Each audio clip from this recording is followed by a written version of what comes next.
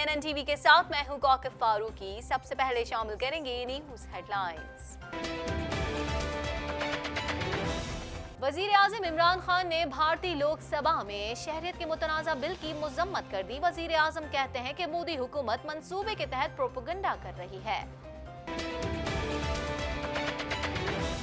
Istanbul में heart of Asia conference, वजीर खारजा ने भारतीय वजीर की तकरीर का बायकॉट कर दिया। जैसे ही भारतीय वजीर की तकरीर शुरू हुई, वजीर खारजा एहतजाजन उठकर बाहर चले गए। नवाज शरीफ को फालिज होने का शदीद खतरा लाहक है। लंदन में प्रेस कॉन्फ्रेंस में डॉक्टर अदनान का कहना था कि नवाज शरीफ की तबीयत को ठीक नहीं कहा जा सकता। आने वाले चंद दिनों में, कोई ज़्यादा नहीं, चंद दिनों में जो मेडिकल रिपोर्ट है जो मियाँ साहब की, वो भी जो है ना अपना दाखिल हो जाएगी। आसिफ अली जरदारी बगैर किसी जुर्म के जेल में हैं। बिलावल कहते हैं कि नवाज शरीफ मुजरिम होकर भी मुल्क से बाहर हैं। आसिफ जरदारी को वो सहूलियात दी जाएं जो हर शहरी का हक है। और सफदर जरदारी साहब आज भी जेल में है जब उसका कोई कन्विक्शन नहीं है, और मियाँ साहब कन्विक्शन के बावजूद बाहर है। भारत का असल हदफ पाकिस्तान है। वजीर आजम आजाद कश्मीर का कहना है कि मकबूजा कश्मीर में भारत अपनी मंसूबाबंदी पर खामोशी से अमल पैरा है। कर्फ्यू नहीं, लॉकडाउन की सूरत हाल है। एक सीरीज का नतीजा खराब हो तो टीम में तब्दीलियों की बात शुरू हो जाती है। अजहर अली कहते हैं कि श्रीलंका हर कंडीशन में हमेशा मजबूत हरीफ रहा है। अक़वाम मुत्तहिदा में इसराइल के खिलाफ वोट कनाडा की पॉलिसी का हिस्सा है। ट्रूडो कहते हैं इसराइल से अब भी अच्छे ताल्लुकात हैं। कैनेडियन हुकूमत का 20 मिलियन लोगों के लिए टैक्स में छूट का ऐलान। कम आमदनी वाले अफराद को मंसूबे से फायदा होगा। हैमिल्टन पुलिस ने चोरी की गाड़ियां बाहर भेजने वाले गिरोह को पकड़ लिया। मुल्जिमान से 7 गाड़ियां बरामद की गईं। ओंटारियो के अटॉर्नी जनरल ने कानूनी इमदाद के लिए माली मुआवजत की कटौतियों को रोकने के मंसूबे को मुअत्तल कर दिया। रवा हफ्ते के दौरान सदर ट्रंप के मुआखजे के बारे में वोटिंग कराई जा सकती है। अदालती कमेटी के सरबराह का कहना है कि मुआखजे का मामला 3 से भी कम मिनट में हल हो जाएगा। अमेरिका ने 18 साल अफगान वॉर में हकायक को अवाम से हमेशा छुपाया। अमेरिकी अखबार ने अफगान जंग के बारे में खुफिया दस्तावेजात शाया कर दी। चिली का फौजी तैयारा बरे-आज़म अंटार्कटिका में लापता हो गया। तैयारे में 3 सिविलियन अफराद समेत 38 अफराद सवार थे। न्यूजीलैंड में आतिशफशां फट पड़ा। हलाक सयाहों की तादाद 5 हो गई। जसिंड्रा आर्डर्न ने मरने वाले अफराद के लवाहिकीन से गहरे दुख का इजहार किया है। हेडलाइंस आपने जानी, खबरों की तफसील शामिल करेंगे इस ब्रेक के बाद।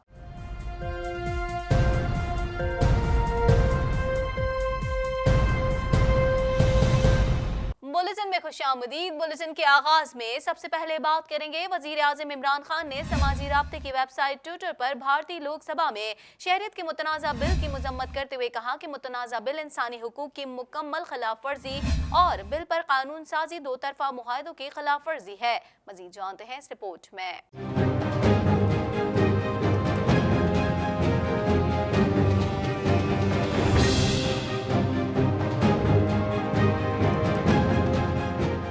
वज़ीर आज़म इमरान खान ने भारतीय लोकसभा में शहरियत के मुतनाज़ा बिल की मजम्मत करते हुए कहा कि मुतनाज़ा बिल RSS के हिंदू राष्ट्रीय के तौसी मंसूबे का हिस्सा है। मोदी हुकूमत मंसूबे के तहत प्रोपेगेंडा कर रही है। तफसीलात के मुताबिक वज़ीर आज़म इमरान खान ने समाजी राब्ते की वेबसाइट ट्विटर पर भारतीय लोकसभा में शहरियत के मुतनाज़ा बिल की मजम्मत करते हुए कहा कि मुतनाज़ा बिल इंसानी हुकूक की मुकम्मल खिलाफ वर्जी और बिल पर कानून साजी दो तरफा मुआहदों की खिलाफ वर्जी है।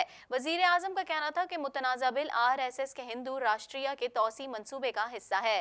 फाशिस्ट मोदी के हुकूमत मंसूबे के तहत प्रोपेगेंडा कर रही है। इससे कबल इंसानी हुकूक के आलमी दिन के मौके पर वजीर आज़म इमरान खान ने मकबूजा कश्मीर पर 4 माह से जारी भारतीय कब्जे की मजम्मत करते हुए कहा था कि भारत इंसानी हुकूक के आलमी कवानीन की धज्जियां उड़ा रहा है। सलामती कौंसिल मकबूजा कश्मीर के गैर कानूनी अलहाक पर भारत के खिलाफ इकदाम करे।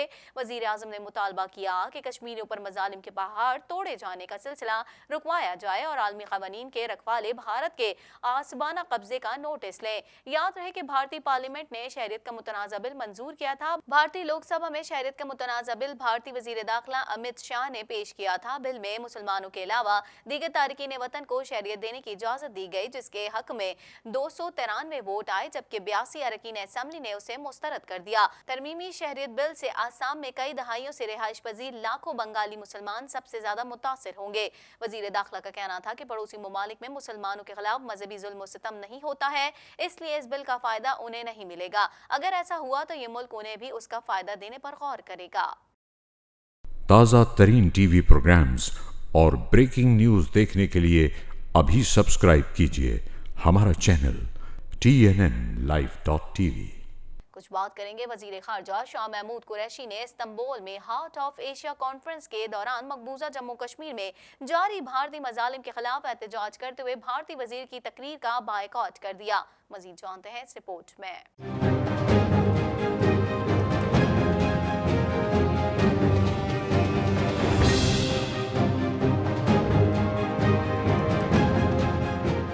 वजीर खारजा शाह महमूद कुरैशी ने इस्तांबुल में हार्ट ऑफ एशिया कॉन्फ्रेंस के दौरान मकबूजा जम्मू कश्मीर में जारी भारतीय मजालिम के खिलाफ एहतजाज करते हुए भारतीय वजीर की तकरीर का बायकॉट कर दिया। तुर्की के शहर इस्तांबुल में 8वीं ministerial heart of Asia conference में वजीर खारजा शाह महमूद कुरैशी ने शिरकत की, जहां उन्होंने तुर्क सदर रजब तैयब उर्दवान, तुर्क वजीर खारजा और अमरीका की कायम मुकाम मुआवने वजीर खारजा एलिस वेल्स समेत दीगर आलमी रहनुमाओं से मुलाकात की। वजीर खारजा ने तुर्क सदर रजब तैयब उर्दवान से मुलाकात में पाकिस्तानी क़यादत का पैगाम उन्हें पहुंचाया और कहा कि मकबूजा जम्मू कश्मीर में जारी इंसानी हुकूक की संगीन खिलाफ वर्जियों और भारतीय मजालिम के खिलाफ तुर्क सदर की आवाज ने निहत्ते कश्मीरियों को बेपनाह हौसला दिया है। वजीर खारजा शाह महमूद कुरैशी ने कॉन्फ्रेंस में अमरीका की कायम मुकाम मुआविन वजीर खारजा एलिस वेल्स से भी मुलाकात की, जिसमें पाक अफगान दो तरफा तिजारत से मुताल्लिका उमूर पर तबादला ख्याल किया गया।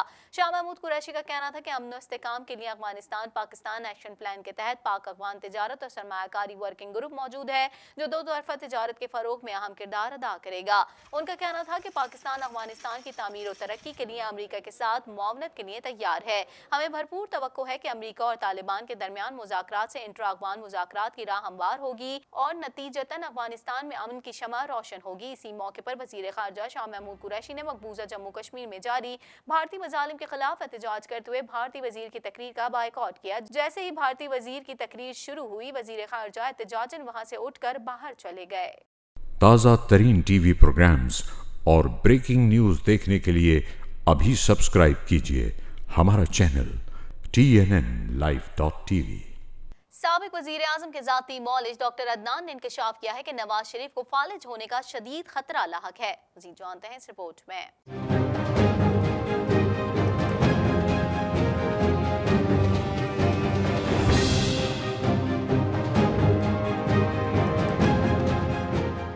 साबिक वजीर आजम के जाती मौलिज डॉक्टर अदनान ने इंकशाफ किया कि नवाज शरीफ को फालिज होने का शदीद खतरा लाहक है। लंदन में नवाज शरीफ के साहबजादे हुसैन नवाज के हमरा डॉक्टर अदनान ने ये इंकशाफ प्रेस ब्रीफिंग के दौरान किया।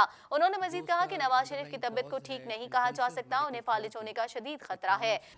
जो मेडिकल इस वक्त कंडीशन है मोहतरम former prime minister Mohammad Nawaz Sharif sahab की, 19th of last month he was airlifted in an air ambulance primarily because of low platelet count thrombocytopenia.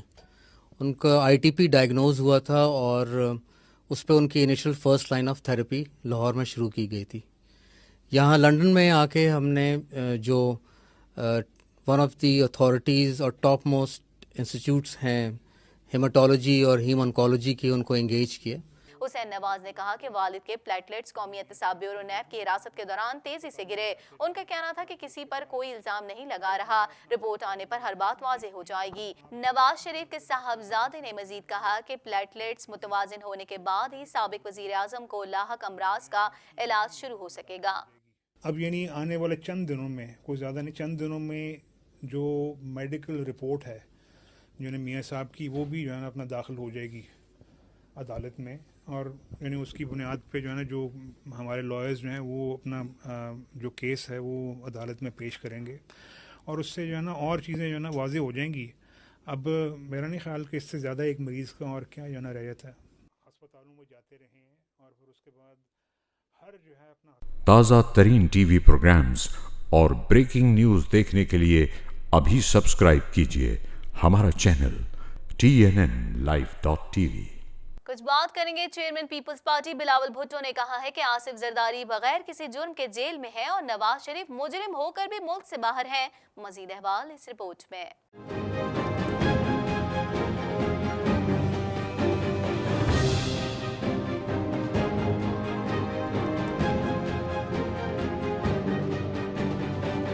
Chairman Peoples Party Bilawal Bhutto ने कहा है कि आसिफ अली जरदारी बगैर किसी जुर्म के जेल में है और नवाज शरीफ मुजरिम होकर भी मुल्क से बाहर है। बिलावल भुट्टो ने कहा कि बेनजीर भुट्टो की बरसी लियाकत बाग रावलपिंडी में मनाई जाएगी। हुकूमत आवाम के मसाइल हल करे, पाकिस्तान की आवाम अपने मसाइल का हल देखना चाहते हैं। मियाँ साहब और सदर जरदारी साहब का केस बिल्कुल अलग है।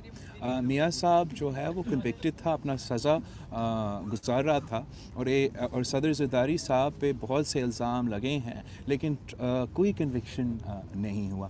उसके बावजूद सदर जरदारी साहब जेल में हैं। तो इसलिए नवाज शरीफ साहब का और सदर जरदारी साहब का फ़र्क होता है।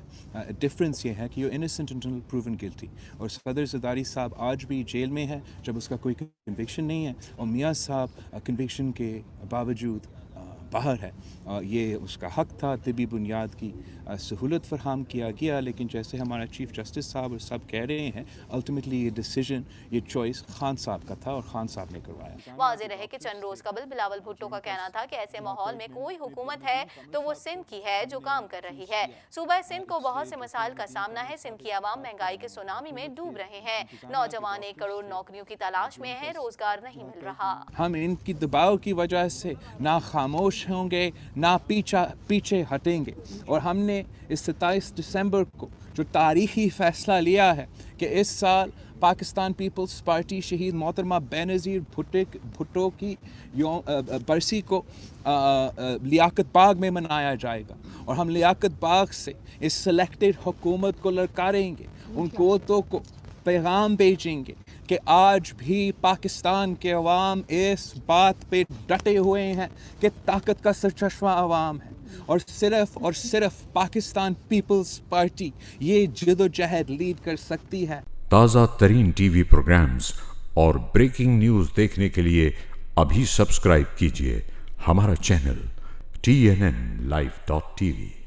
कुछ बात कर लेते हैं। वजीर आजम आजाद कश्मीर राजा फारूक हैदर ने कहा है कि मकबूजा कश्मीर में भारत अपनी मनसूबाबंदी पर खामोशी से अमल पैरा है। मकबूजा कश्मीर में कर्फ्यू नहीं, लॉकडाउन की सूरत हाल है।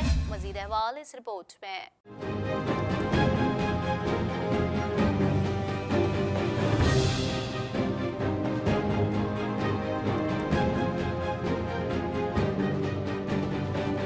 वज़ीर आज़म आज़ाद कश्मीर राजा फारूक हैदर ने कहा है कि मकबूजा कश्मीर में भारत अपनी मनसूबाबंदी पर खामोशी से अमल पैरा है। मकबूजा कश्मीर में कर्फ्यू नहीं, लॉकडाउन की सूरत हाल है। भारत का असल हदफ पाकिस्तान है। भारतीय स्कूलों के निसाब में बांग्लादेश, नेपाल, पाकिस्तान और अफगानिस्तान को भी अखंड भारत का हिस्सा करार दिया जा रहा है। इन ख्यालात का इजहार उन्होंने कराची में मकबूजा कश्मीर में भारतीय मजालिम और इंसानी हुकूक की खिलाफ वर्जियों पर human rights council of Pakistan की कॉन्फ्रेंस से खिताब करते हुए किया। कॉन्फ्रेंस से दिफाई उमूर के माहिर साबिक वाइस एडमिरल आरिफुल्लाह हुसैनी, तहरीक कश्मीर खवातीन की जनरल सेक्रेटरी शमीम शाल, बैरिस्टर ख्वाजा नवीद सरदार, नजाकत जमशेद हसन और दीगर मुकर्ररीन ने भी खिताब किया। जबकि कॉन्फ्रेंस में कश्मीरी खवातीन पर भारतीय मजालिम की डॉक्यूमेंट्री भी दिखाई गई। आज़ाद कश्मीर के वजीर आज़म राजा फारूक हैदर ने खिताब करते हुए कहा कि रूह का जख्म पुराना मगर ताज़ा है। जंग किए बगैर जंग जीतना सबसे बड़ी फतह होती है। मुसलमानों ने असबाब की बुनियाद नहीं, ईमान की बुनियाद पर जंगें लड़ी हैं। कायदे आज़म मोहम्मद अली जिन्ना ने 10 साल में जंग लड़े बगैर पाकिस्तान हासिल किया था। लीडरशिप का ईमानदार होना जरूरी है। रुकने असेंबली बन जाने से कोई सियासतदान नहीं हो सकता। वजीर आज़म आज़ाद कश्मीर ने कहा कि कश्मीरियों के लिए बीजेपी हो या कांग्रेस सब बराबर हैं। कांग्रेस की हुकूमत में भी कश्मीरियों पर जुल्म के पहाड़ तोड़े जा चुके हैं। भारत कभी भी जमहूरी या सेक्युलर मुल्क नहीं रहा। भारत का असल हदफ पाकिस्तान है। कराची वालों से कहना चाहता हूँ इसलिए कि रिसेंटली जो एक 4 स्टार जनरल रिटायर हुए मीटिंग में उन्हें वज़ीर आज़म को कहा था कि इमरान खान साहब में बैठा हुआ था 3 अगस्त को कि अगर कश्मीरी हार गए, कश्मीर को दबा लिया हिंदुस्तान ने, तो उसका अगला निशाना पहले कराची और फिर पेशावर है। इसलिए आपको कह रहा हूँ ये बात, उसका पहले कराची है फिर पेशावर है। समंदर से काटना, ऊपर से काट देना। वो एक बाकायदा एक उसने जो प्लान बनाया उससे तय चल रहा है और चल रहा है। वो उसका असल है तो पाकिस्तान है। कश्मीर चूंकि मुतराजा इलाका था, वो इस तरफ से आगे आया। ताज़ा तरीन टीवी प्रोग्राम्स और ब्रेकिंग न्यूज़ देखने के लिए अभी सब्सक्राइब कीजिए हमारा चैनल TNNlive.tv। रावलपिंडी में प्रेस कॉन्फ्रेंस करते हुए टेस्ट टीम कप्तान अजहर अली ने कहा कि श्रीलंका हर कंडीशन में हमेशा मजबूत हरीफ रहा है। श्रीलंकन कप्तान का कहना है कि पाकिस्तान के खिलाफ सीरीज के लिए बेहतरीन प्लानिंग की है। मजीद जानते हैं इस रिपोर्ट में।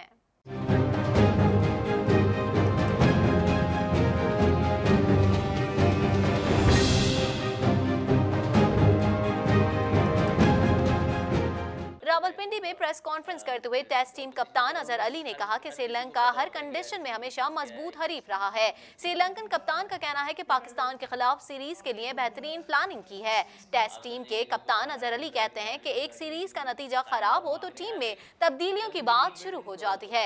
रावलपिंडी में प्रेस कॉन्फ्रेंस करते हुए टेस्ट टीम कप्तान अजहर अली ने कहा कि श्रीलंका हर कंडीशन में हमेशा मजबूत हरीफ रहा। उन्होंने कहा कि पिच काफी अच्छी है जो बैटिंग बॉलिंग दोनों के लिए मुफीद होगी। हम पिच और कंडीशंस देखकर 11 प्लेयर्स तय करेंगे। अजहर अली का कहना है कि नसीम शाह वक्त के साथ बेहतर होते जाएंगे। ये पाकिस्तान का बेस्ट बॉलिंग अटैक है। क्रिकेट हमारा फख्र है, जितना जीतेंगे उतना अच्छा है। उन्होंने मजीद कहा कि पाकिस्तान टीम रीबिल्डिंग प्रोसेस से गुजर रही है। मुझसे सवाल होता है कि रीबिल्डिंग तो 1987 से चल रही है। पाकिस्तान टेस्ट टीम के कप्तान का ये भी कहना है कि आप फैसला करें, क्या किसी ने टीम को कभी वक्त दिया है? आई थिंक रीबिल्ड का लफ्ज़ जब भी यूज़ होता है ना तो सारे कहते हैं यार हम कब निकलेंगे इससे। लेकिन एक चीज़ आप देखेंगे, कभी पेशेंस रखा है हमने। हम 2 सीरीज थी, ये मैं अभी की बात नहीं कर रहा, आप समझेंगे कि कोई बहाना ढूंढ रहा है कि नया किस्म का कि जी टाइम और मांग रहे हैं। आई थिंक कि कभी भी रीबिल्डिंग प्रोसेस को हमने टाइम ही नहीं दिया। जब भी हम 1 से 2 सीरीज़ हारते हैं हम फटाफट चेंजेस की बात करते हैं। तो आई थिंक ये मेरे ख्याल में इनमें इतना पोटेंशियल है कि बहुत जल्द सीख जाएंगे। जो भी डिफरेंट कंडीशंस में खेलना जल्दी सीख जाएंगे। ऑब्वियसली कंफर्ट जोन से बाहर निकलना पड़ता है इंटरनेशनल क्रिकेट में। तो आई थिंक जितना ये जल्दी सीखेंगे उतना इनके लिए भी अच्छा है, टीम के लिए भी अच्छा है। लेकिन एक चीज़ ये देखनी चाहिए कि इस वक्त आपके पास बेस्ट पॉसिबल क्या जो है वो अटैक है या कोई भी अवेलेबल चीज़ है। तो आई थिंक वो उसमें पेशेंस रखना ज़रूरी है। श्रीलंकन कप्तान ने भी न्यूज़ कॉन्फ्रेंस से खिताब किया। इस मौके पर उनका कहना था कि पाकिस्तान के पास बॉलिंग अटैक अच्छा है। उन्होंने ये भी कहा कि हम कोशिश करेंगे कि अच्छी क्रिकेट खेलें और जीतें। पाकिस्तान के खिलाफ सीरीज के लिए बेहतरीन प्लानिंग की है। So we have a few plans against each player. So we are trying to stick that basics and do the right thing at right time and get the maximum out of the conditions as well. So I think Mickey was with us. Previously he was coach to the Pakistan team as well. So I think it's a positive thing for us. He knows the Pakistan team really closely. So I think that confidence also we have, and we try to give our best tomorrow.